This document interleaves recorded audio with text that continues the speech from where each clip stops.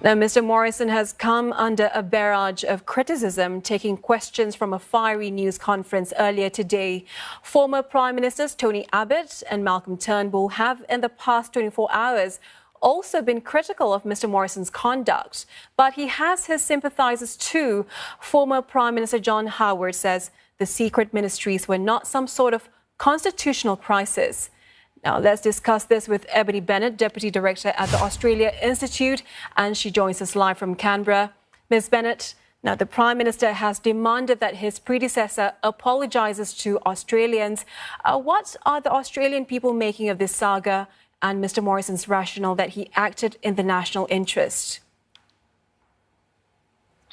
Well, it's frankly been a very bizarre couple of days, and the former Prime Minister's press conference today was very much, as you said, a fiery exchange. Australian politics has never seen anything like this in our past, and it's really quite extraordinary. The Prime Minister, the current Prime Minister, on Monday more or less announced a review that the government was seeking legal advice because of the unprecedented nature of these secret ministerial appointments.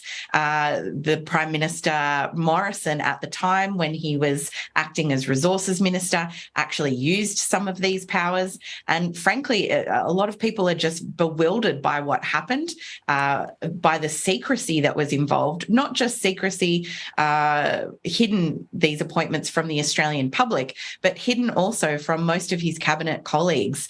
It's just extraordinary, the revelations. Yesterday, Scott Morrison was more or less saying to the media that he'd almost forgotten that he had been appointed Treasurer. Today at his press conference, he very clearly outlined the process by which he was appointed secretly to all these positions. So there's a lot of differences between the stories that we're hearing from the former Prime Minister, and I think this probably has a long way to go before it's resolved.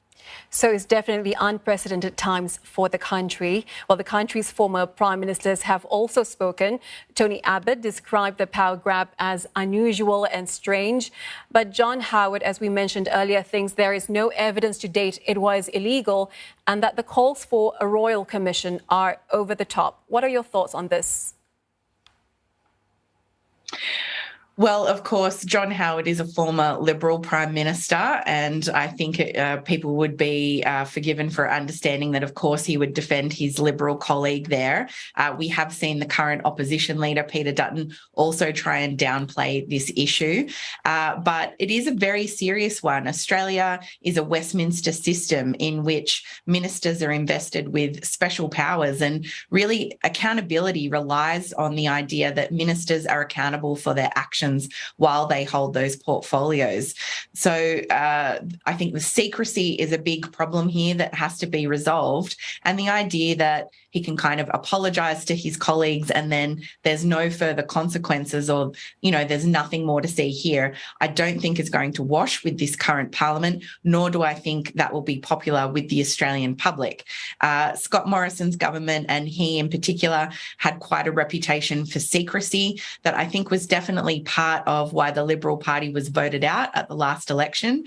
The public has really indicated they want to see integrity in politics, and they've voted in a parliament that has prioritised that issue. So this really just reinforces a lot of the criticisms of the Morrison government while it was in office.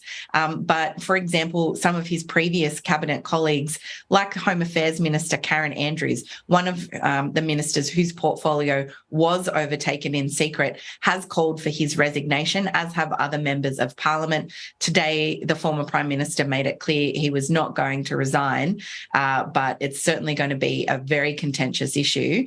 And I think the Parliament will have a lot more to say about this to prevent this kind of secrecy from continuing in the Australian Parliament. Now, Ms. Bennett, picking up on your earlier point on legal action, Mr. Albanese says that he is waiting on legal advice over any possible ramifications, and he's open to reforms and suggestions so that the situation doesn't reoccur.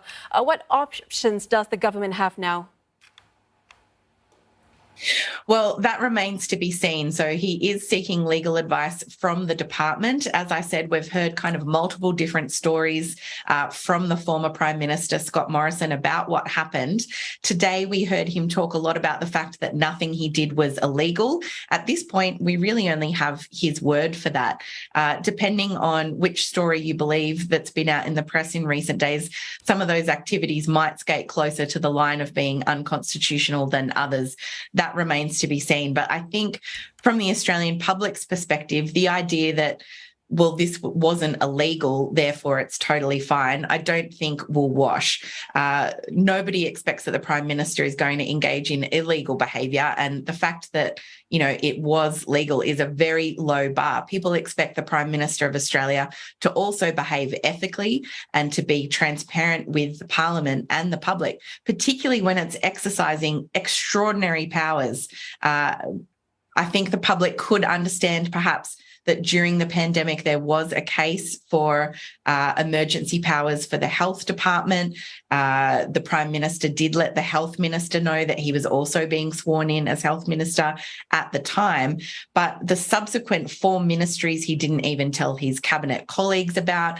And then outside of any kind of emergency, he exercised the powers of another minister that was nothing related to the pandemic whatsoever. So I think the Prime Minister, Anthony Albanese, indicating that he's taking legal advice and will seek options to prevent this from happening in future, is a welcome one. I think the public will want to be assured that the Parliament has taken whatever legal steps it can, whether that's legislation or regulation or otherwise, to prevent such a thing from happening again, because one Prime Minister being able to accumulate so much power completely in secret is alarming, and it's anti-democratic. Yeah, and speaking of transparency, the Governor-General, David Hurley, he sworn in Mr. Morrison as minister to these portfolios based on the former leader's own advice, and some think that he should have informed the cabinet of these secret appointments. So to what extent could this erode the trust that Australians have in key state offices? Yeah, that's absolutely been a problem, the eroding trust in politicians in general. I think this isn't a good look for the Governor-General, but I do tend to agree with comments that it's appropriate that the Governor-General acts on the advice of the government of the day. That is his role. However, I think some people have made the point, well, should he have pushed back against those the secrecy of the appointments, essentially, and made more of a point of that. But of course, we've had a Governor-General in the past who sacked a Prime Minister. Australians are very wary of Governor-Generals, overreaching with their powers. So I think in this case, questions have been raised and it's not a good look, but everyone seems to be of the view that it's appropriate that the Governor-General, makes these appointments based on the advice of the government of the day, because that is the role of the Governor-General.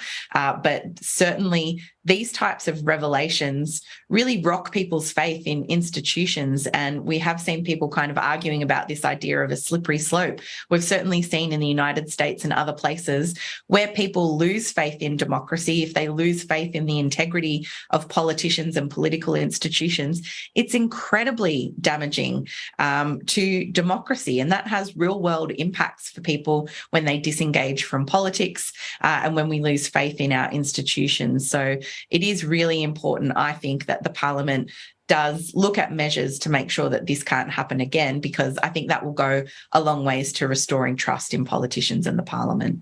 Appreciate your insight with us. Thank you so much for that, Ebony Bennett, Deputy Director at the Australia Institute in Canberra.